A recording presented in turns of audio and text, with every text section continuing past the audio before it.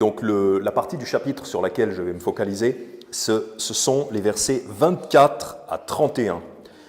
Les versets 24 à 31, Proverbe chapitre 30, la Bible dit « Il y a 4 choses qui sont petites sur la terre, mais elles sont excessivement sages.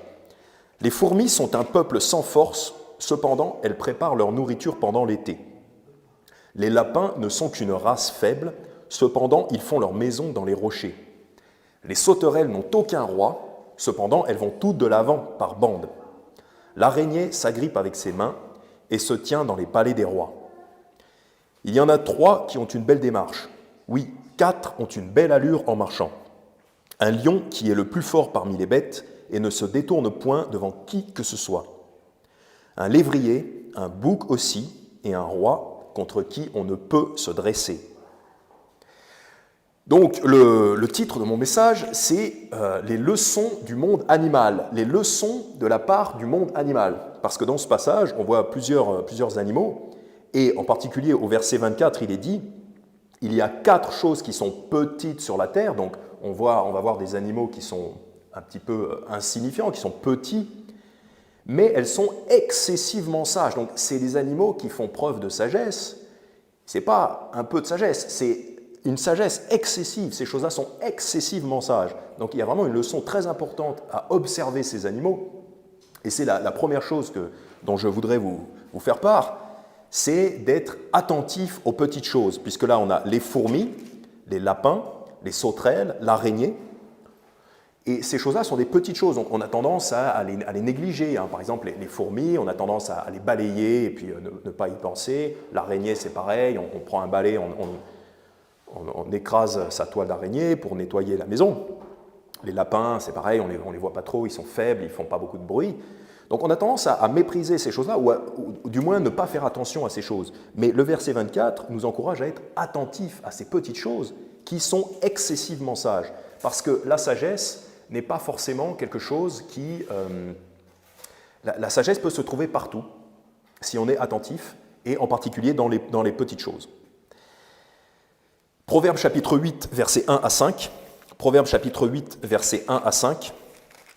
La Bible nous dit « La sagesse ne crie-t-elle pas, et l'entendement ne fait-il pas retentir sa voix? Elle se tient au sommet des hauts lieux, près de la voie, au carrefour des sentiers.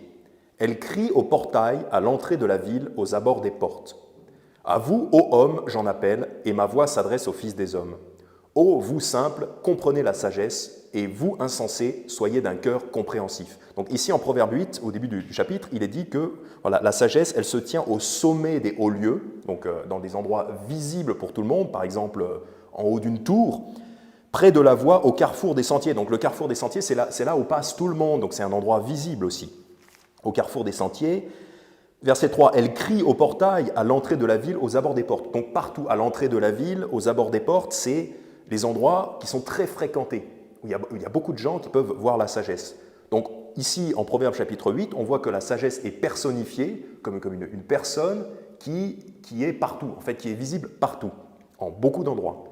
Et toute personne qui souhaite la sagesse doit pouvoir la trouver dans sa vie quotidienne, dans les choses de la vie.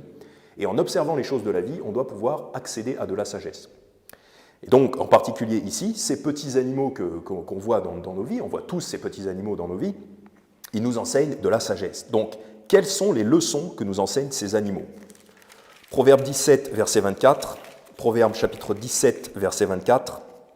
« La sagesse est devant celui qui a de l'entendement, mais les yeux d'un insensé sont au bout de la terre. » Donc la sagesse est devant celui qui a de l'entendement. C'est-à-dire si vous êtes prêt à recevoir la sagesse, si vous avez la compréhension, vous avez le Saint-Esprit et vous êtes quelqu'un qui veut, d'un cœur pur, d'un cœur entier, quelqu'un qui veut la sagesse de Dieu, eh bien la sagesse pour vous, elle est devant vous, elle est présente partout, elle est accessible, en particulier en observant juste ces petits animaux, par exemple. Mais les yeux d'un insensé sont au bout de la terre. L'insensé, lui, comme il n'a pas le cœur réceptif à la sagesse, il va vouloir la chercher à l'autre bout de la terre. Par exemple, dans d'autres religions, des fausses religions, on va chercher la soi-disant sagesse orientale en Inde ou des choses comme ça. Voilà, ça c'est l'insensé, ses yeux sont au bout de la terre. Il regarde très loin parce qu'ils pensent que la sagesse est très loin, alors que la sagesse, elle est tout près. La sagesse, elle est dans la petite araignée qui est dans le coin de la pièce. La sagesse, elle est dans la petite fourmi qui se promène dans votre cuisine. Elle est tout près, si vous êtes prêt à recevoir cette sagesse. Donc, en guise d'introduction, voilà, soyons attentifs, parce qu'on va regarder des petites choses, des choses humbles. Et première chose qu'on va regarder, bien sûr, Proverbe chapitre 30, c'est notre texte. Première chose que nous allons regarder, c'est les fourmis. Proverbe chapitre 30, verset 25. Donc, ces choses sont excessivement sages.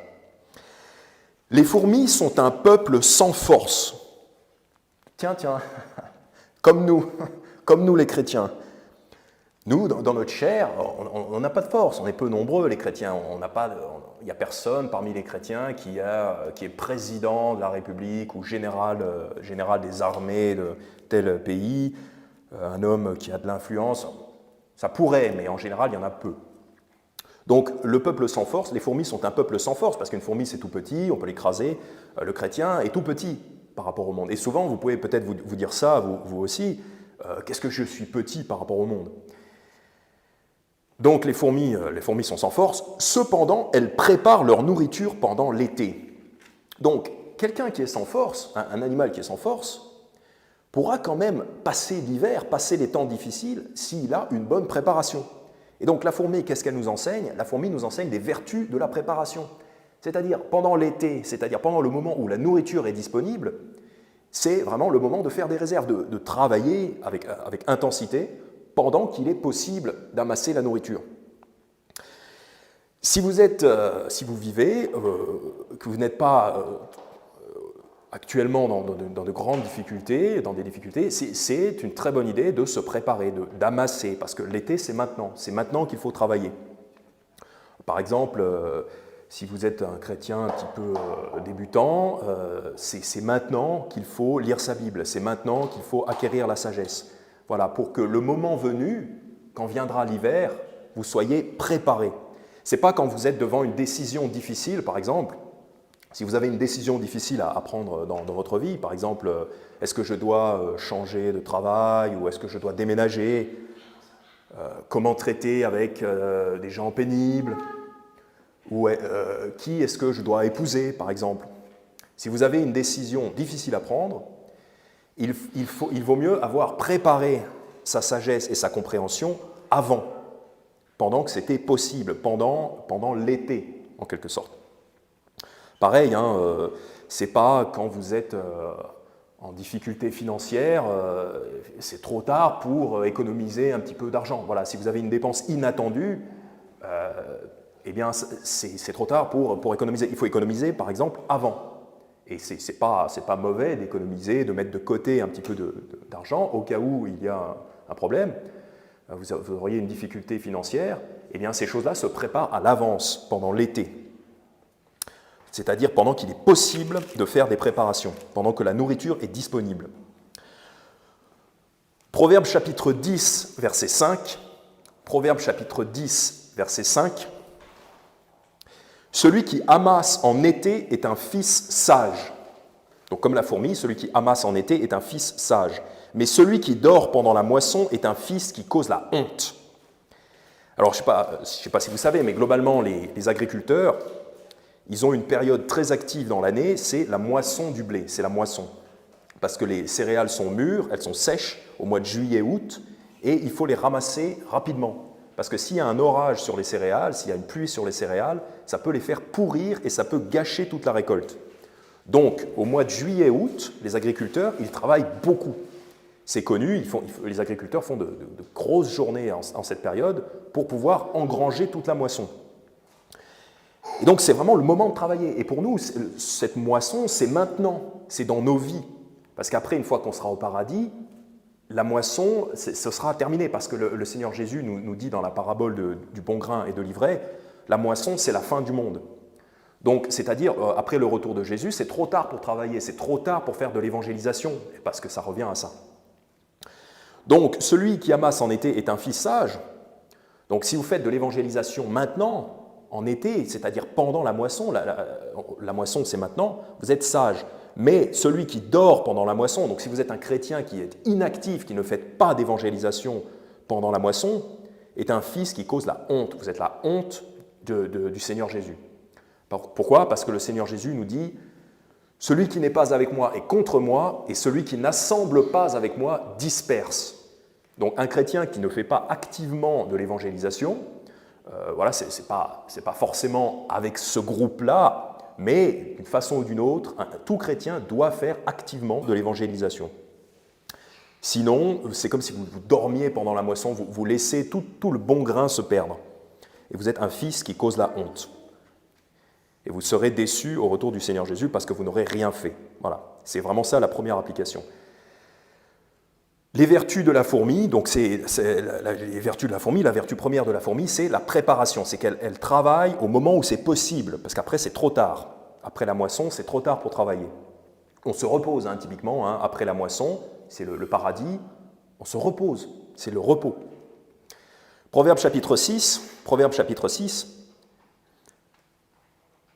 qu'est-ce que nous apprend encore la fourmi? Proverbe chapitre 6, verset 6, « Va vers la fourmi », donc encore une fois, regarde un peu ce que fait la fourmi, « Va vers la fourmi, toi le fainéant, considère ses voies et sois sage. » Donc observe la fourmi, réfléchis et prends exemple sur la fourmi. Qu'est-ce qu'elle fait? Verset 7, « Qui, n'ayant ni guide, ni surveillant ou conducteur, pourvoit à son aliment en été et amasse sa nourriture durant la moisson. » Donc le feignant qui fait rien, qui aime bien dormir, ça c'est un péché. La paresse c'est un péché, surtout quand on connaît notre rôle très important en Jésus. Eh bien, regardez un peu ce que fait la fourmi. Elle n'a pas de guide ni de surveillant. Si vous observez une fourmilière, il n'y a pas une fourmi derrière chaque fourmi pour lui dire « Vas-y, active-toi, dépêche-toi, c'est l'été ». Non, la fourmi, elle a son programme génétique, elle s'active, elle travaille toute seule. Elle n'a pas besoin d'une motivation, elle n'a pas besoin d'un coup de fouet pour se mettre au travail. Eh bien, vous-même, c'est pareil. Quand vous voulez grandir en Christ, commencez à avoir cette attitude de vous motiver vous-même, comme la fourmi. La fourmi n'a pas de surveillant, il n'y a pas quelqu'un toujours derrière elle pour la pousser. Comme ça peut être le cas des enfants. Un enfant, peut-être qu'on va le pousser pour qu'il fasse son travail scolaire, pour être plus intelligent. Un enfant, peut-être qu'il faut l'obliger à faire des corvées à la maison, comme ranger sa chambre ou faire le ménage, faire la vaisselle. Un enfant, il faut l'obliger. Il faut l'obliger à travailler peut-être. Mais un adulte, quand on est un peu plus mature, il faut tous chercher cette maturité, chacun d'entre nous, on doit chercher cette maturité, il faut se motiver nous-mêmes, il faut pas qu'il y ait quelqu'un derrière nous, parce qu'évidemment Dieu nous voit, le Seigneur nous voit, mais il n'est pas... On ne ressent pas nécessairement sa présence par-dessus notre épaule. Pourtant, il est là. Mais il faut qu'on ait cette attitude, comme la fourmi, d'être motivé nous-mêmes et qu'on fasse les choses de bon cœur, avec cette motivation intérieure, qu'on ait compris notre intérêt, parce qu'on a intérêt à travailler dans nos vies quotidiennes, dans la maison, au travail, et en particulier pour Christ, pour l'Église, pour l'évangélisation. On a intérêt à travailler. Eh bien, il faut avoir intégré ça et pouvoir travailler activement, avec motivation, sans avoir besoin d'un conducteur derrière qui vous force. Si vous êtes forcé, si vous avez quelqu'un qui vous tient la main pour venir à l'église, qui vous force, qui vous menace presque pour évangéliser, pour lire votre Bible, pour prier, c'est un problème. C'est un problème. Il faut prendre exemple sur la fourmi. Et au verset 8, Proverbe 6, verset 8, « Pourvoit à son aliment en été et amasse sa nourriture durant la moisson », c'est ce qu'on a déjà vu, c'est pendant qu'il est temps de travailler, parce qu'après c'est trop tard. Voilà. Jérémie chapitre 8, et ça, c'est quelque chose que pourrait dire une nation qui n'aurait pas reçu l'Évangile. Parce que dans le contexte de Jérémie chapitre 8, c'est un peuple c'est le peuple de Dieu, les Israélites, qui ont été grandement châtiés par Dieu. Et Jérémie chapitre 8, verset 20, c'est ce que pourrait dire un peuple, une nation, qui n'auraient pas reçu l'Évangile, et ça aurait été de notre faute à nous, les chrétiens. Donc voyez ce que pourrait dire un peuple, ce que va dire un peuple qui n'a pas reçu l'Évangile, et donc quelque part ça nous accuserait, nous, si nous n'avions pas donné l'Évangile. Jérémie chapitre 8, verset 20, « La moisson est passée, l'été a pris fin, et nous ne sommes pas sauvés. » Ça, c'est un constat triste. Parce qu'après la moisson, après la fin du monde, ces gens-là ne sont pas sauvés. Et bon, s'ils sont condamnés, c'est pour leur péché à eux. Mais leur sang est sur nous si nous n'avons pas prêché l'Évangile. Donc pendant que c'est le temps d'amasser, de faire la moisson, soyons comme la fourmi et soyons motivés pour travailler en nous-mêmes. Voilà. Pas par la menace, mais de bon cœur. Donc c'est la chose que nous enseigne la fourmi. Revenez, s'il vous plaît, dans Proverbe chapitre 30. Revenez dans Proverbe chapitre 30, la fourmi, donc un peuple sans force, comme nous, parce qu'on ne travaille pas avec notre propre force, mais on est prévoyant, on se prépare à l'avance. Si vous voulez faire des choses qui ont de la valeur, il faut se préparer pendant des années. Par exemple, si vous voulez jouer d'un instrument à l'église, ça c'est quand même quelque chose un peu de valeur, il faut travailler pendant des années pour être un minimum compétent. Si vous voulez prêcher, c'est pareil, il faut lire sa Bible pendant des années avant d'être quand même un minimum compétent. Et pareil pour tout le reste, pour tout ce que vous pouvez penser, l'éducation des enfants, pareil, si vous voulez faire des enfants, construire une famille, c'est des années avant qu'il faut se préparer. Donc la fourmi nous enseigne les vertus de la préparation et les vertus de la motivation interne, d'avoir cette motivation interne, et aussi l'urgence à travailler avant que la moisson soit terminée. Proverbe 30, verset 26, donc deuxième petit animal discret qui va nous enseigner une sagesse excessive, c'est le lapin. Les lapins ne sont qu'une race faible, donc un peu comme les fourmis, un peu comme les chrétiens. Les lapins ne sont qu'une race faible, cependant ils font leur maison dans les rochers. Donc ne soyez pas ce lapin qui a une grande confiance en lui, qui se dit « ouais, rien ne peut m'atteindre, aucun mal ne peut m'atteindre ». D'ailleurs il y a un psaume, je ne sais plus lequel, il dit, voilà, aucun mal ne peut m'atteindre, mais non, parce qu'en vous-même, vous n'êtes pas fort. Peut-être Job aurait pu penser ça, je ne pense pas que Job pensait ça, mais on voit dans le livre de Job qu'il était protégé par Dieu, il y avait comme une haie de protection autour de Job, mais malgré cette haie de protection, quand Dieu a retiré la protection, eh bien Job a subi un revers terrible. Eh bien voilà, ne soyons pas un lapin qui a trop confiance en lui et qui se croit fort alors qu'il est faible. Et le lapin, lui, la sagesse excessive qu'il a, c'est qu'il a compris qu'il est faible. Donc, il a un rocher, et les lapins sont comme ça, ils ont des terriers dans les rochers, il a un rocher dans lequel il va se réfugier dès qu'il voit un danger. Si vous rencontrez des lapins dehors, dès que vous les voyez, ils font comme ça vibre, avec leurs pattes arrière, ils vont rapidement cavaler vers leur petit terrier, leur rocher, parce qu'ils savent que le rocher leur assure une protection parfaite. Donc le lapin qui a trop confiance, qui croit qu'il est capable de battre le rapace, par exemple, va se faire bouffer, parce qu'en vérité, le lapin est faible.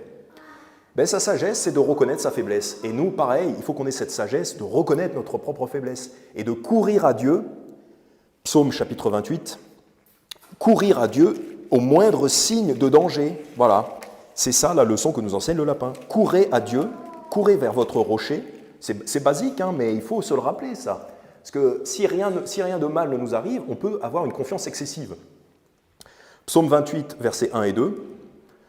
Psaume de David. « Je crie à toi, Éternel, mon rocher, ne sois pas sourd à ma voix, de peur que si tu gardes le silence, je ne devienne semblable à ceux qui descendent dans la fosse. Exauce la voix de mes supplications quand je crie à toi, quand j'élève mes mains vers ton sanctuaire. » Donc, il y a beaucoup de psaumes, notamment, qui nous parlent de ce concept-là, que le Seigneur est notre rocher. C'est que dès qu'on a un problème, on va en premier lieu directement vers le Seigneur.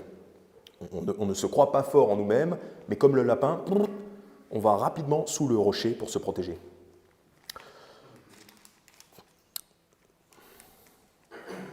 « 1 Corinthiens chapitre 1 », encore une fois, et ça c'est un peu pour nous rappeler l'humilité qu'on doit avoir, voilà, ne pas se croire fort en nous-mêmes, même si on a du succès dans la vie, parce que Dieu peut nous donner le succès, Dieu peut nous donner une vie protégée. C'est mon cas, par exemple, actuellement j'ai une vie plutôt protégée, tout va bien. Et attention de ne pas se croire fort en soi-même, parce que la calamité peut venir rapidement, si on n'est pas prudent et si on a un excès de confiance en soi. Je précise qu'il n'y a pas d'excès de confiance en Dieu, parce que la confiance en Dieu, elle peut être totale et entière à 100%. Là où il peut y avoir un excès de confiance, c'est si on a confiance en ses propres forces. Lui, le lapin, il n'a pas du tout confiance en ses propres forces. Dès qu'il voit le moindre danger, il cavale sous le rocher. 1 Corinthiens chapitre 1, versets 26 à 31. « Car, frères, vous voyez votre vocation, combien il n'y a pas beaucoup de sages selon la chair, ni beaucoup de puissants, ni beaucoup de nobles qui sont appelés. Mais Dieu a choisi les choses folles du monde pour confondre les sages, et Dieu a choisi les choses faibles du monde pour confondre les fortes.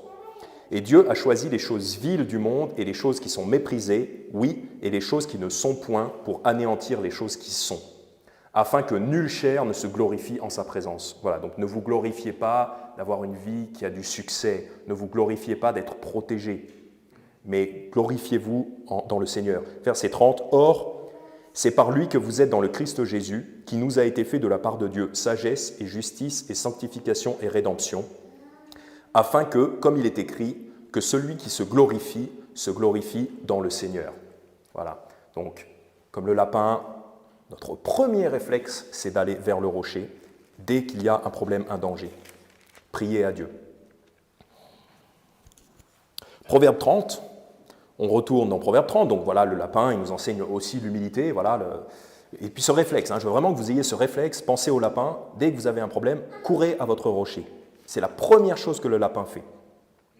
Et le lapin est attentif, il a ses oreilles qui sont attentives à tout bruit, donc vous aussi, soyez vigilants et attentifs, comme le lapin.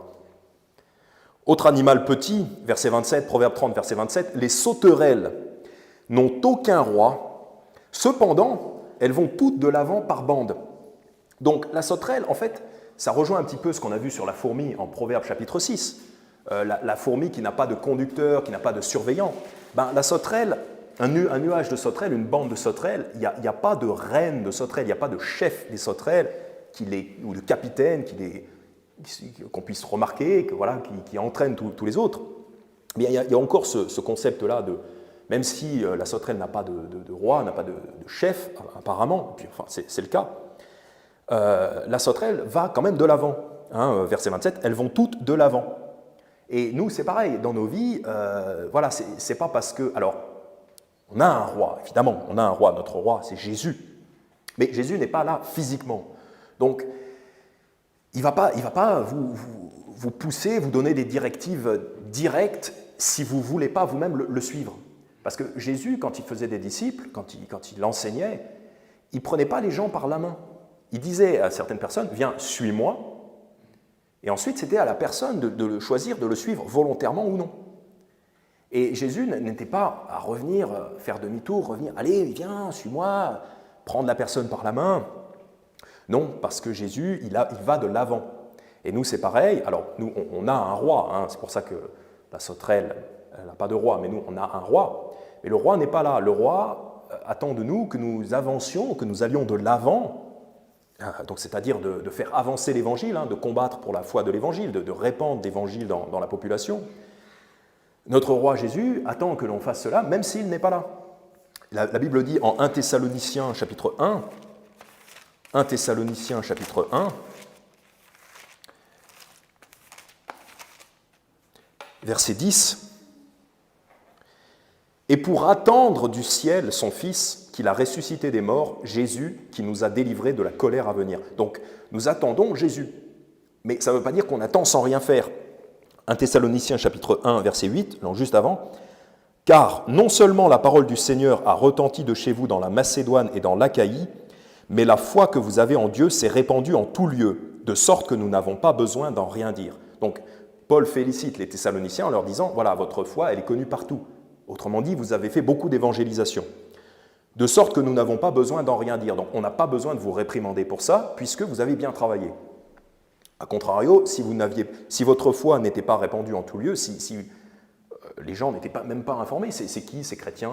Si les gens ne sont pas informés de l'Évangile, il y a matière à réprimande pour une Église. Une Église est réprimandable si l'Évangile, si la foi en l'Évangile n'est pas répandue en tout lieu, donc dans toute la région, aussi loin que possible. C'est réprimandable pour une Église. Mais ce n'était pas le cas pour les Thessaloniciens. Et aux Thessaloniciens, voilà, il dit, pour attendre du ciel Jésus, donc on attend Jésus, mais ça ne veut pas dire qu'on attend sans rien faire. Voilà. Il n'est pas là présentement, mais on l'attend en travaillant, en étant actif. Matthieu 23, versets 5 à 12. Matthieu 23, versets 5 à 12. Donc ça, c'est pour dire que, c'est pour rappeler que parmi nous, il n'y a pas de roi comme parmi les gentils. Voilà, il y aura un pasteur, hein, on souhaite qu'il y ait un pasteur. Une église est bénie si elle a un pasteur pour aider, mais il n'y a qu'un roi, c'est Jésus, et il n'est pas là physiquement. C'est pour rappeler Matthieu chapitre 23, versets 5 à 12. Et ils font toutes leurs œuvres afin que les hommes les voient, car ils élargissent leurs phylactères et ils agrandissent les franges de leurs vêtements. Ils aiment les premières places dans les festins et les premiers sièges dans les synagogues et les salutations dans les places publiques et à être appelés par les hommes Rabbi, Rabbi. Mais vous, ne vous faites point appeler Rabbi, car un seul est votre maître, le Christ. Et pour vous, vous êtes tous frères. Donc, parmi les chrétiens, on est tous frères. Voilà, il n'y a pas un roi parmi nous, un roi humain parmi nous. Et n'appelez personne sur la terre votre père. Hein. On pourrait parler à l'Église catholique, hein, on pourrait leur montrer ça. N'appelez personne sur la terre votre père. Donc le pape, hein, il est déjà disqualifié. Car un seul est votre Père, celui qui est dans le ciel. Ça, c'est magnifique hein, pour démonter complètement l'Église catholique, hein, puisque leur titre, c'est Père, ou Pape, qui veut dire Père. Donc, clairement, ils désobéissent déjà au Seigneur Jésus. Bref. Et ne vous faites point appeler maître, car un seul est votre maître, le Christ.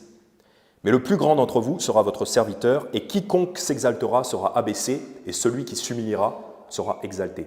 Donc ici, le passage nous rappelle, voilà, nous sommes tous frères, un seul est notre maître, le Christ. Donc on est, en cela, on est comme les sauterelles, le roi n'est pas présent physiquement. Le roi n'est pas présent physiquement, mais les sauterelles, hein, comme il est dit en Proverbe chapitre 30, les sauterelles vont toutes de l'avant par bande. Donc elles vont de l'avant, elles travaillent, elles progressent. Nous souhaitons que notre Église progresse en sagesse, en bonnes œuvres et en nombre aussi, et par bande. Donc la sauterelle n'est pas toute seule aussi. Hein, un chrétien qui veut faire sa vie chrétienne tout seul, ce n'est pas normal, ce n'est pas bon. Un chrétien, s'il est seul, il doit rejoindre une église locale. Il faut que ce soit son objectif. Si un jour dans votre vie vous vous retrouvez isolé, seul en tant que chrétien, vous devez faire un plan, vous devez réfléchir à un plan pour joindre une église locale. Soit par le déménagement, soit de trouver une église qui est la plus proche possible de vous, et puis faire les trajets, faire le voyage. Peut-être il faudra rouler pendant 2 heures pour aller à l'église, mais ça vaut la peine. Mais si vous êtes seul, si vous êtes isolé comme chrétien, votre objectif numéro 1 devrait être de rejoindre une église locale. Quitte à ce que vous fassiez un plan, il faut planifier ça comme la fourmi, hein, parce que je ne veux pas être la sauterelle toute seule. Je veux être la sauterelle qui avance par bande. Et donc, je veux rejoindre une église locale. Et évidemment, il faut être capable de vivre ensemble. Hein. 1 Pierre chapitre 5, verset 5. Et c'est parce que c'est pas facile. Hein, entre êtres humains, on va souvent se marcher sur les pieds, d'autant que on va dire charnellement, par nos origines ou par nos façons d'être, on n'est pas forcément adapté à vivre les uns avec les autres, mais pourtant on peut le devenir, il faut le devenir. Mais avant d'être chrétien, on n'avait pas forcément les mêmes centres d'intérêt ou même les mêmes affinités entre chacun d'entre nous. C'est pour ça qu'il faut vraiment travailler à être une bande, à être cette bande de sauterelles, et les sauterelles volent toutes dans le même sens. Il n'y a pas une sauterelle qui vole à droite et l'autre qui vole à gauche. Et dans une église, il ne faut pas que ce soit comme ça non plus, il ne faut pas qu'il y ait quelqu'un là, Fred, qui veut faire sa volonté et qui veut avoir son programme comme il veut, et Jack qui veut faire un petit peu quelque chose de différent, Thomas qui veut chanter ses chansons favorites, et Joe qui a son groupe d'amis séparés dans le coin. Non, c'est pas ça. Il faut être en bande, il faut avoir cette unité. Il faut avoir cette unité. 1 Pierre chapitre 5, verset 5. Pareillement, les plus jeunes, soyez soumis aux anciens. Oui, vous tous, soyez soumis les uns aux autres et revêtez-vous d'humilité, car Dieu résiste aux orgueilleux et il donne la grâce aux humbles. Donc oui, vous tous, soyez soumis les uns aux autres. Voilà, et essayez d'être humbles pour pouvoir avancer tous ensemble. Voilà, c'est vraiment des efforts qu'il faut faire chacun sur soi. Parce que ce groupe de gens qui viennent d'horizons différents, de nations différentes, de cultures différentes, il faut qu'ils apprennent à vivre ensemble. Et c'est ce que veut le Seigneur Jésus. Jean chapitre 17, c'est ce que veut le Seigneur Jésus. Donc pensez-y Quand vous êtes un peu en friction avec un frère ou une sœur, pensez à ça, pensez à ce que veut le Seigneur Jésus. Jean chapitre 17, versets 20 et 21, le Seigneur Jésus veut que nous prenions exemple sur les sauterelles qui sont excessivement sages, qui avancent par bandes et qui vont toutes de l'avant, elles volent toutes dans le même sens, par bandes. Jean chapitre 17, versets 20 et 21, donc c'est les paroles du Seigneur Jésus. « Or, je ne prie pas seulement pour eux, mais aussi pour ceux qui croiront en moi par leur parole. » Donc ceux qui croiront en moi par leur parole, donc c'est-à-dire les chrétiens de maintenant, les chrétiens du futur, c'est-à-dire nous, afin que tous soient un, comme toi, Père, tu es en moi, et moi en toi, afin qu'ils soient aussi un en nous, pour que le monde croie que c'est toi qui m'as envoyé. Donc c'est ce que veut le Seigneur Jésus. Le Seigneur Jésus veut que tous les chrétiens soient un, c'est-à-dire qu'ils soient en unité, qu'il n'y ait pas de division dans l'Église. Et ça demande de l'humilité, ça demande du travail, et ça demande d'avancer tous dans le même sens. Et allez dans Philippiens chapitre 2, donc pour cette notion d'aller de l'avant, Philippiens chapitre 2, même si le roi n'est pas présent avec nous physiquement, on veut tous aller de l'avant, cette nuée de sauterelles que nous sommes. Philippiens chapitre 2, versets 2 et 3, « Rendez ma joie parfaite en ceci », et le Seigneur sera joyeux si nous avons cette attitude. « Rendez ma joie parfaite en ceci, que vous ayez une même pensée, ayant un même amour, étant d'un même accord, d'un même sentiment. » C'est ça l'unité. L'unité, c'est une même pensée, c'est-à-dire on souhaite tous les mêmes choses, on souhaite tous qu'un maximum de gens soient sauvés, on souhaite tous que le Seigneur Jésus soit connu, soit glorifié, et qu'un maximum de gens se convertissent à lui. Une même pensée, un même amour, donc c'est-à-dire on s'aime tous les uns les autres. Il n'y a pas quelqu'un qui j'aime pas un tel, je préfère machin, j'aime pas un tel. Voilà. Non, il ne doit pas y avoir. Excusez-moi si je montre des personnes. Non, c'est pas parce que je vous aime pas. Le Seigneur Jésus veut qu'on ait tous le même amour les uns pour les autres. Bon, évidemment, vous pouvez peut-être être plus ou moins amis avec des gens dans l'Église, mais vous pouvez avoir plus ou moins d'affinité avec les gens dans l'Église. Mais pour ce qui concerne le travail de Dieu, pour ce qui concerne le respect, l'amour fraternel, il faut qu'on ait tous un même amour de base les uns pour les autres. Parce qu'après, vous pouvez avoir envie de plus ou moins fréquenter d'autres personnes. Voilà, mais là, on parle vraiment de l'amour fraternel entre les uns et les autres. Étant d'un même accord, donc d'un même accord, c'est-à-dire, par exemple, si le leadership du groupe décide de faire quelque chose, tout le monde doit être d'accord. Il ne doit pas y avoir quelqu'un qui dit « non, moi je préférerais faire ça ». Vous pouvez faire éventuellement des suggestions ou proposer des choses, mais il faut être d'accord. Et c'est le leadership qui dira, qui va trancher, qui va dire « on fait ça », et ensuite tout le monde doit être d'accord. Il faut travailler à ça. D'un même sentiment, donc d'un même sentiment, c'est-à-dire on doit détester les mêmes choses, on doit aimer les mêmes choses, on doit favoriser les mêmes choses, souhaiter les mêmes choses, voilà. Vous avez compris. Philippiens 1, 27, donc juste un peu avant. « Conduisez-vous seulement d'une manière digne de l'évangile de Christ, afin que, soit que je vienne vous voir ou que je sois absent, donc les sauterelles n'ont pas de roi, le roi est absent, j'entends dire de vous que vous persistez dans un même esprit à combattre ensemble avec une même âme pour la foi de l'Évangile. » Donc il faut que le Seigneur entende ça de nous, que le Seigneur nous voie, qu'on persiste en unité à faire avancer l'Évangile, faire un maximum de publicité pour l'Évangile de Christ. Donc on ne fait pas notre programme en solo, voilà, le chrétien seul, il finira par tomber. Il ne va pas travailler, il sera inefficace, il ne va pas servir le Seigneur et il finira par tomber. Après, si maintenant vous êtes seul, si jamais quelqu'un m'écoute et qu'il est seul, il n'a pas d'église, ce n'est pas pour vous décourager de travailler, d'évangéliser. Faites ce que vous pouvez si vous êtes seul.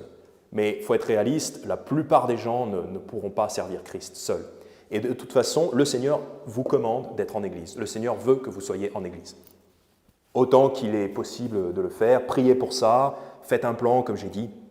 Ce n'est pas non plus pour décourager. Si quelqu'un est seul, il peut toujours évangéliser, parler de Jésus à un maximum de gens que possible.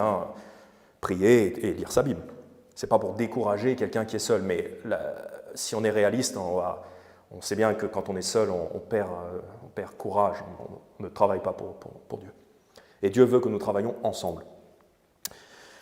Proverbe 30, autre petit animal faible qui est un exemple pour nous. Autre petit animal faible qui est un exemple, c'est l'araignée. Proverbe chapitre 30, verset 28. L'araignée s'agrippe avec ses mains et se tient dans les palais des rois. Donc l'araignée, c'est un petit animal qui, généralement, qu'on n'aime pas trop voir, mais qui est plutôt discret. Donc en fait, peut-être qu'il y en a dans votre maison, que si vous voyez l'araignée, vous allez balayer sa toile pour vous en débarrasser. Donc globalement, on n'aime pas trop voir les araignées, mais elles sont tellement discrètes que bien souvent, on peut les tolérer.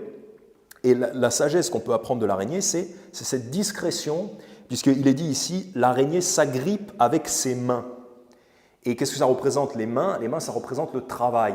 Et nous, par notre travail, par un travail discret, mais excellent, nous pouvons nous tenir dans les palais des rois. Donc, soyons comme l'araignée. L'araignée ne fait pas sa toile en plein milieu du chemin. Enfin, si, des fois elles le font. Si vous vous promenez, vous faites de la randonnée, sur certains chemins, il y a une toile d'araignée en plein milieu. Ça arrive. Et qu'est-ce qu'on fait dans ces cas-là? On brise la toile pour pouvoir passer. Bon, ça, c'est une araignée qui n'a pas fait preuve de sagesse. L'araignée qui est la plus sage, ou alors elle était orgueilleuse, elle pensait qu'elle allait arrêter l'être humain avec sa toile, mais ça n'arrive pas. L'araignée sage fait sa toile dans le coin de la pièce. Comme ça, elle ne se fait pas trop remarquer, voilà, elle est discrète et elle agace pas tout le monde en étant en plein milieu. Ou alors, si vous passez dans des passages où il y a des toiles d'araignée, vous en prenez plein les cheveux, c'est agaçant, et du coup, vous avez envie d'exterminer l'araignée. Un homme sage, il prend exemple, voilà, il ne se met pas en plein milieu du passage des gens, il se met pas déjà, il ne se mêle pas des affaires des autres, on ne va pas se mêler de ce qui ne nous regarde pas. Il faut vraiment qu'on soit dans le coin pour ne pas susciter le balai. C'est comme de dire tendre le bâton pour se faire battre. Il y a cette expression qui dit tendre le bâton pour se faire battre. C'est-à-dire donner occasion à quelqu'un d'avoir envie de vous réprimander ou de vous frapper ou de se débarrasser de vous. Faisons attention, soyons comme l'araignée, soyons discrets, soyons inoffensifs, parce que l'araignée est inoffensive pour les êtres humains. C'est ça qui est rigolo, c'est qu'elle est inoffensive, mais souvent on ne l'aime pas, on a envie de la balayer. Et nous, soyons comme ça, soyons inoffensifs, soyons surtout, ne donnons pas envie aux frères et sœurs ou même aux êtres humains de nous balayer. Soyons la personne qui ne blesse pas, qui ne tombe pas en plein visage de quelqu'un, voilà, par nos attitudes. Attention à nos paroles, voilà, attention à nos agissements. Ne pas voler dans le visage de quelqu'un comme une toile d'araignée qui se prend dans vos cheveux. Proverbe chapitre 22, verset 29. Proverbe chapitre 22, verset 29 nous dit « Vois-tu un homme diligent dans son ouvrage? Il se tiendra devant des rois, il ne se tiendra pas devant des hommes méprisables. » Donc les hommes méprisables dont il est question ici, c'est peut-être, on va dire, les hommes du commun, des hommes ordinaires, on va dire. Un homme diligent dans son ouvrage, c'est-à-dire un homme qui cherche l'excellence, ou une femme, un être humain, un homme qui cherche l'excellence dans son travail, il va progresser. Et globalement, il aura, pour ce qui concerne le travail, le job, gagner sa vie, il aura des clients plus riches. Typiquement, il aura des clients de plus haut statut. Donc si vous êtes un bon travailleur, si vous êtes un travailleur diligent, appliqué, excellent, vous allez dans les palais des rois. Typiquement, par exemple, un artisan un artisan peintre, voilà, par exemple, qui est très doué dans son artisanat, il va pouvoir avoir des clients plus riches et donc prospérer dans son métier. Donc comme l'araignée, il va se tenir avec ses mains dans les palais des rois parce qu'il a cette excellence discrète. Soyez humble, soyez discret, mais excellent, comme l'araignée. Vous n'avez pas envie d'être en plein milieu du passage. Et c'est aussi, ce qu'on n'a pas envie d'être, c'est quelqu'un qui se mêle de tout, qui se mêle de ce qu'il ne regarde pas. Au travail, on a cette notion-là des petits chefs.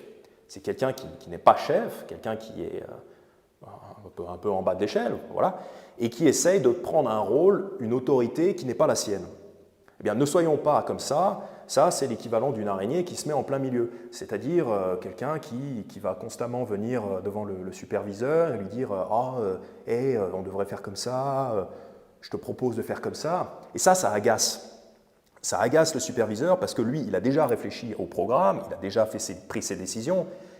Et oui, certes, vous pouvez suggérer des choses, mais si vous êtes tout le temps en train de revenir, de dire « voilà, moi je pense que, moi j'ai un plan », non, ce n'est pas votre job. Vous n'êtes pas chef, ne soyez pas ce petit chef, comme on dit, qui veut se mêler d'une autorité qu'il n'a pas. Et c'est très agaçant pour vos supérieurs. C'est aussi agaçant pour vos supérieurs qu'une araignée dont vous prenez la toile dans les cheveux. Voilà, c'est agaçant. Et donc, on va balayer cette araignée, on va balayer cette personne, parce que les petits chefs, c'est insupportable.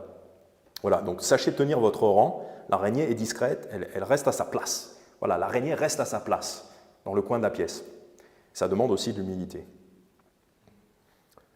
Parce que dans les palais des rois, on n'a pas forcément envie d'araignée. Donc si l'araignée, elle veut rester là, il faut qu'elle soit discrète. Voilà. Et ensuite, donc deuxième partie du message, on va aller quand même assez rapidement là-dessus, c'est des animaux maintenant qui ne sont pas humbles, au contraire, qui sont plutôt désirables. Parce que là, on a vu tous les animaux humbles qui sont excessivement sages. Maintenant, on va voir quelque chose d'un petit peu différent pour finir, en deuxième partie.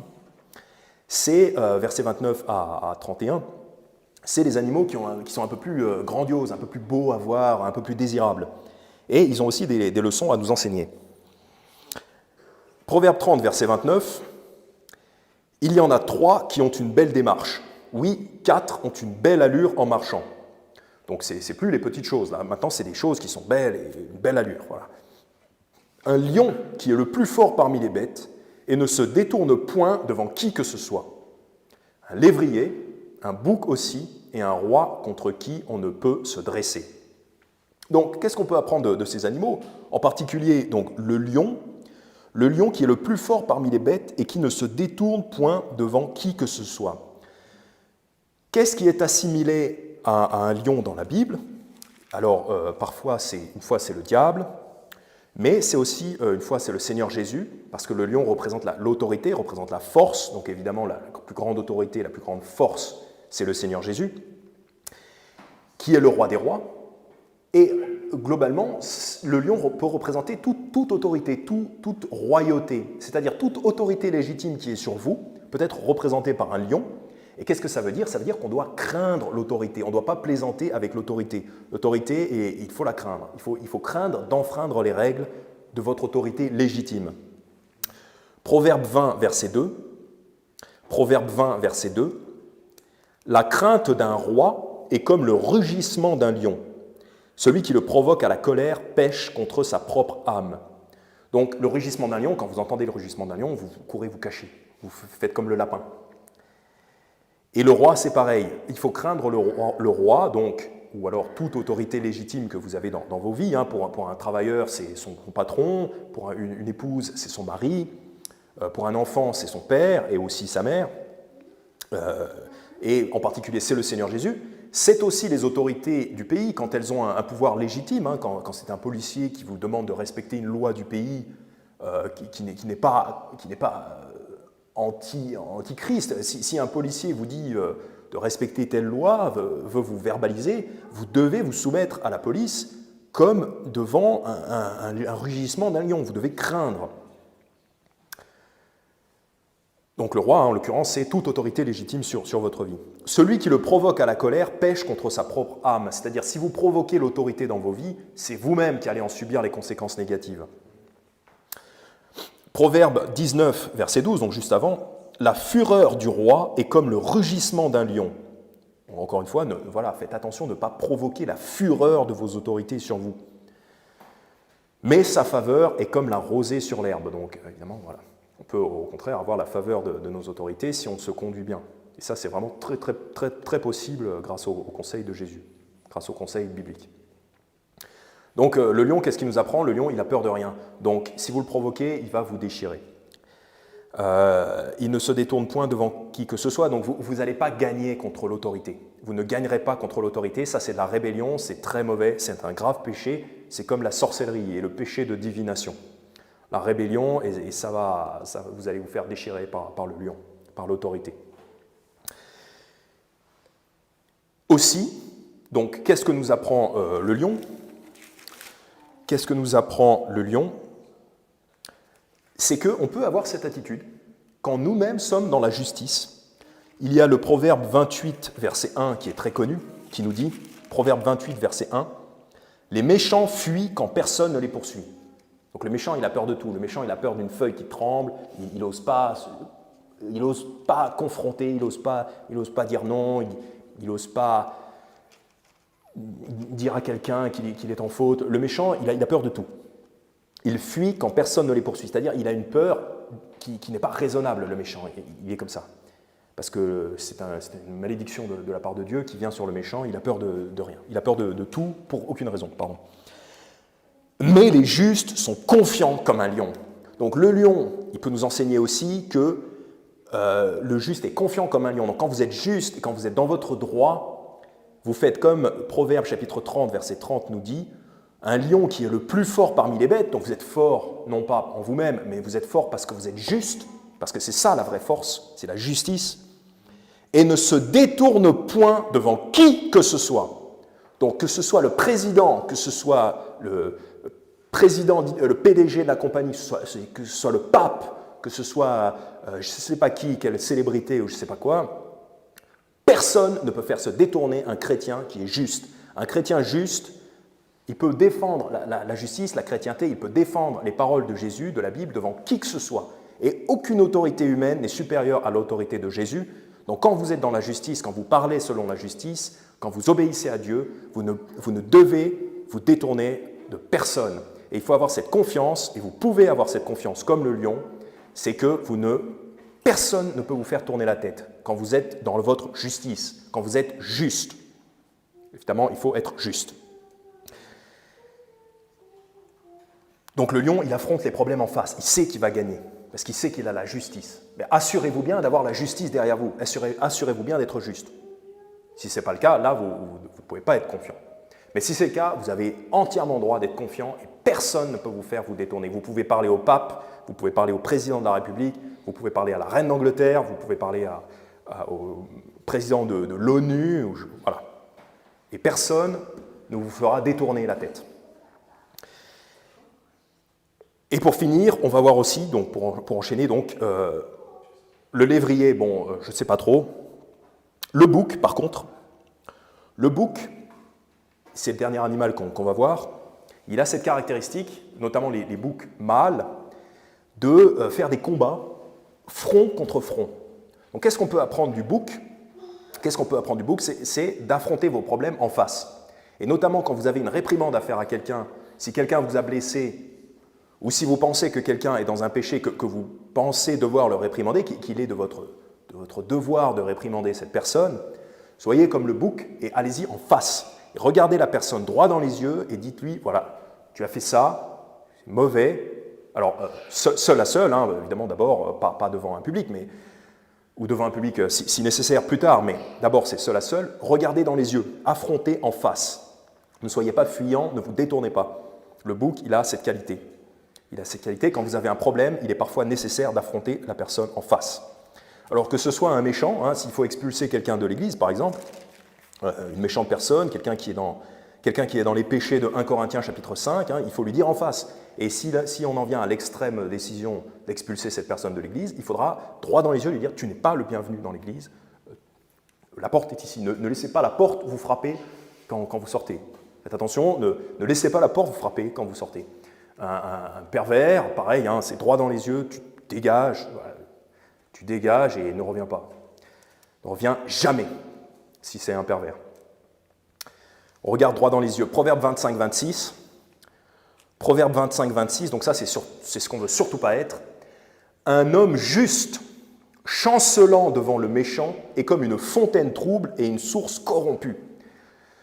Donc, si vous êtes juste, donc vous êtes sauvé, vous avez la justice avec vous, mais que vous laissez le méchant gagner, vous ne dites rien, vous laissez le méchant gagner, par exemple, vous laissez un pervers fréquenter l'église. Voilà. Aucun pervers ne fréquentera cette église aussi longtemps que je serai présent ici. Je ne suis pas le pasteur, mais ce n'est pas grave, c'est soit moi, soit le pervers. Donc je dirai au pervers, dégage, s'il est avéré que c'est un pervers.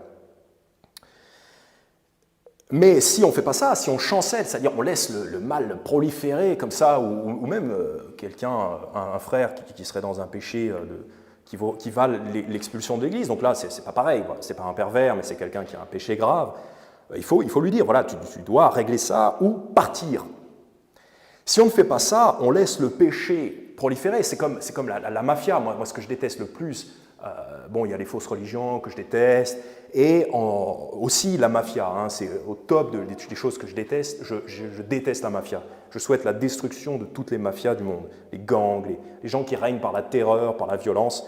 Je déteste ça. De plus en plus, j'ai la haine, et je leur souhaite la destruction à tous ceux qui ne se convertiront pas. Je leur souhaite une destruction rapide, la destruction de ces organisations. Eh bien, un homme qui plie face à la mafia, qui laisse la mafia gagner, c'est comme une fontaine trouble et une source corrompue. Vous allez à une fontaine, vous voulez boire de l'eau pour vous faire du bien, pour être en bonne santé, pour vivre.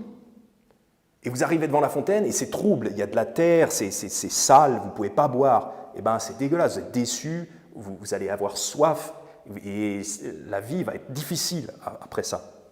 Eh bien, c'est la même chose, un homme juste qui n'est pas comme un lion. C'est un devoir pour les hommes, et en particulier, on s'adresse en particulier aux hommes ici, peut-être un peu moins aux femmes, c'est plus aux hommes d'être comme ça. Un homme juste qui n'est pas comme le lion, c'est mauvais, c'est un péché, c'est de l'efféminité, c'est le fait d'être efféminé. Un homme chrétien qui n'est pas comme le bouc, qui n'affronte pas en face les problèmes qui doivent être affrontés en face, c'est un péché, c'est un manquement, c'est une fontaine trouble. Voilà. Donc le lion, le bouc, hein, ils nous apprennent à affronter les problèmes en face. Galates chapitre 2, on a un exemple de ça, un problème qui a été affronté en face. Un homme a péché, l'apôtre Pierre, en l'occurrence, il a péché. Il fait preuve en quelque sorte de racisme, on pourrait dire, envers les gentils. Il a considéré les non-juifs comme des gens inférieurs. Donc Galates chapitre 2, verset 11, c'est l'apôtre Paul qui parle et qui dit « Mais quand Pierre vint à Antioche, je lui résistais en face. » Donc là, on est dans le cas du bouc. Donc Paul s'est comporté comme un bouc, il a résisté en face en regardant dans les yeux Pierre. Je lui résistais en face parce qu'il méritait d'être blâmé. Évidemment, ce n'est pas pour rien, je ne vais pas chercher la confrontation comme ça par plaisir. Non, Pierre méritait d'être blâmé à ce moment-là. Car avant que quelques personnes fussent venues de la part de Jacques, il mangeait avec les gentils, mais dès qu'elles furent arrivées, il s'en retira et s'en sépara, craignant ceux de la circoncision. Donc bon, il était à blâmer pour ça, voilà. On ne va pas rentrer dans le détail. Mais le point, c'est que Paul avait une bonne raison de résister à Pierre en face, de lui dire sa faute en face, parce qu'il méritait d'être blâmé. Donc, si quelqu'un mérite d'être blâmé, allez et dites-lui en face. A contrario, et là, c'est là qu'il faut faire attention à ne pas déraper, parce qu'on peut être tenté d'être comme le bouc et d'être un peu trop fier. Parce que justement, donc c'est là qu'on va dire attention, faites attention, ces animaux-là, le bouc, le lion, le lévrier, le roi, c'est des animaux impressionnants, qui sont beaux, auxquels on a envie de ressembler. Mais attention, pas à n'importe quel prix. Ne soyez pas le bouc qui est incapable de se soumettre, qui est incapable d'admettre ses torts. Parce qu'il y a le bouc qui vient réprimander en regardant droit dans les yeux, ça c'est une chose, c'est un bon exemple pour nous. Mais en face, il y a aussi le bouc qui mérite d'être réprimandé. Et dans les combats d'animaux, si vous avez un combat de bouc, c'est tête contre tête, corne contre corne, la tête se heurte comme ça, il y en a un qui va se soumettre. Donc dans le monde animal, globalement c'est le moins fort, et dans le monde des chrétiens, il y en a un qui devra se soumettre en cas de confrontation. Donc, et ce n'est pas le moins fort, parce que là on ne veut pas jouer à ça, on ne veut pas jouer à des petits jeux de regard comme ça, c'est moi le plus fort et tout, non. Nous, dans notre cas, celui qui se soumet, c'est celui qui a tort. Donc il faut aussi être capable de reconnaître ses torts et de se soumettre. Donc on a pris en exemple le bouc pour venir regarder quelqu'un en face et le réprimander en face, mais attention, ne soyez pas tentés d'être toujours dominant. Parce que dominer, c'est bien quand vous avez raison de dominer. Mais il y a des moments où il faut accepter la soumission. Donc si on vous fait une réprimande, réfléchissez. Si on vous fait une réprimande, réfléchissez. Est-ce que je le mérite? Et si vous le méritez, soumettez-vous. Et c'est bon d'adopter les signes du langage corporel de la soumission. Normalement, c'est des choses qu'on fait inconsciemment, mais c'est bien de savoir ce que c'est, d'avoir conscience de ce que c'est. Donc si j'ai tort, je vais baisser les yeux, je vais tourner la tête, je vais dire « Ok ». Par exemple, je vais faire comme ça, je vais dire « Ok, tu as raison ». Je vais baisser les épaules, ou je vais me rentrer un peu. Les gestes corporels de la soumission que le bouc va faire, le bouc qui a perdu, qui est dominé, va faire ces gestes-là. Eh bien nous, quand nous sommes réprimandés pour une bonne raison, soumettons-nous. Il faut savoir aussi se soumettre. Évidemment, ça demande de l'humilité, mais il ne faut pas chercher toujours à être le mal dominant. Ça, c'est absurde. C'est absurde. Proverbe 17, verset 19. Proverbe 17, verset 19. Qui aime les contestations aime la transgression, et celui qui élève très haut son portail cherche la destruction. Donc, qui aime les contestations, donc si vous êtes le bouc qui aime tellement se battre, qui ne veut jamais admettre sa défaite, il ne veut jamais se soumettre, même quand on lui fait une réprimande juste, ben vous aimez la transgression. C'est parce qu'en fait, vous aimez la transgression. Vous ne voulez pas admettre que vous avez tort, vous êtes trop fier, orgueilleux, et vous aimez la transgression, vous aimez le péché, vous êtes méchant. L'homme qui ne veut jamais se soumettre, qui est toujours là comme ça, personne ne peut me contredire, j'ai toujours raison, je suis dominant, cet homme-là, il aime la transgression. Il y a le cas très rare de l'homme qui est juste, comme Job par exemple, c'est un cas très rare, mais globalement, il y aura des moments dans vos vies où vous serez obligé d'admettre la réprimande et de vous soumettre, quitte à devoir même adopter le langage corporel de la soumission. Il n'y a rien de mal à ça. On baisse la tête, on baisse les yeux, on tourne la tête, on dit oui, tu as raison, on parle avec une voix plus douce, voilà. Plusieurs choses qu'on fait comme ça. Proverbe 11, verset 12. Proverbe 11, verset 12. Celui qui est dépourvu de sagesse méprise son prochain, mais un homme d'entendement se tait. Donc des fois, il faut savoir se taire, il faut savoir dire « Ok, tu as raison, je me tais, je n'ai rien à dire, c'est toi qui as raison ». Et voilà, ne pas se laisser tenter par cette belle allure. La belle allure du lion, la belle allure du bouc, oui, c'est bien, mais pas à n'importe quel prix. Il y a des fois, vous ne méritez pas d'avoir cette belle allure. Des fois, même le Seigneur attend de vous, attend de nous, que nous marchions les yeux baissés. On le voit beaucoup dans la Bible, quand vous êtes en tort, il faut marcher les yeux baissés, avec discrétion. Comme Achab, il y a l'exemple du roi Achab qui avait fait ça. Marcher avec discrétion, avec humilité, et Dieu pourra être apitoyé. Quand vous méritez d'être réprimandé, soumettez-vous. Voilà. Bon, en conclusion, on peut apprendre de tous les animaux. Ça, c'est ce qu'il y a dans la Bible ici. Dieu merci pour le règne animal, merci pour les leçons qu'on a pu apprendre des animaux. Apprenons des animaux les plus humbles, les plus discrets, parce que globalement, il faut qu'on soit humble et discret. Et apprenons aussi des animaux puissants, comme le bouc et le lion, mais soyons prudents de ne pas être orgueilleux comme le lion pourrait l'être ou le bouc pourrait l'être. Voilà, on n'est pas des animaux, hein. On prend exemple sur les animaux pour certaines choses, hein, globalement, même le lévrier, là, le chien, j'en ai pas parlé, je ne sais pas trop quoi dire, mais le chien, il faut prendre exemple sur le chien avec prudence, hein, parce que le chien, il n'y a pas tellement de mentions positives dans la Bible. Mais même le lion, c'est pareil, voilà, il faut prendre exemple sur les animaux tout en se souvenant qu'on n'est pas des animaux. Voilà, il y a des limites à ça. Prions. Père Céleste, merci pour cette magnifique Bible, merci pour cette sagesse que tu as dans ta parole. Nous te prions d'intégrer ces choses-là et de les aider, de nous aider à modifier nos comportements et à devenir excessivement sages comme ces petites choses, et aide-nous aussi à devenir puissants quand nous devons l'être, et aussi à être humbles, à ne pas vouloir être... Aide-nous aussi à ne pas vouloir être toujours ce soi-disant mâle dominant qui refuse de se soumettre. Voilà, Père, aide-nous dans notre humilité, dans notre sagesse, et bénis le reste de cette journée, au nom de ton Fils Jésus. Amen.